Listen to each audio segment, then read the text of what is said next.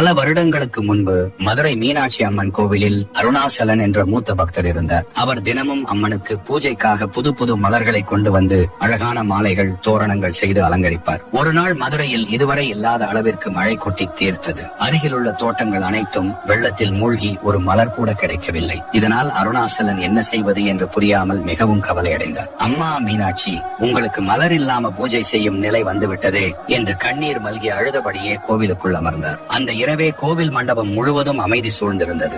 சோர்வால் அருணாசலன் தூங்கி போனார். திடீரென்று காற்றில் பரவிய மந்தார மனம். யாரோ மெதுவாக நடந்து செல்லும் சத்தம் கேட்டது. அவர் விழித்துக் கொண்டார். கண்களை சிமிட்டி பார்த்தார். அவரை ஆச்சரியப்படுத்தும் காட்சி. மண்டபம் முழுவதும் புது புது மலர்களால் நிரம்பி இருந்தது. அந்த நேரத்தில் அசரீரி ஓசை ஒன்று கேட்டது. அருணாசலா, என் பக்தனே, இன்று நீ வருந்தியதை நான் கண்டேன். என் பூஜை குறையக்கூடாது என்பதற்காக இந்த மலர்களை நான் தான் கொண்டு வந்தேன். நாளை காலையில் என்னை இவையால் அலங்கரிக்கலாம். அருணாசலனின் கண்களில் கண்ணீர் பெருகியது. அடுத்த நாள் காலையில் கோவில் பூஜையில் அனைவரும் இவ்வளவு பெரிய மழை வெள்ளத்திலும் மலர்கள் எல்லாம் எங்கிருந்து வந்தன என்று புரியாமல் மலர்களின் அழகையும் வாசத்தையும் கண்டு அதிர்ச்சி அடைந்தனர். அன்றிலிருந்து மழை, வெயில் எதுவானாலும் மீனாட்சி அம்மனின் பூஜைக்கு மலர்கள் எப்போதும் கிடைத்துக் கொண்டே இருந்தன என்கிறார்கள். மீனாட்சி அம்மன் மீது நம்பிக்கை உள்ளவர்கள் வீடியோவை சப்ஸ்கிரைப்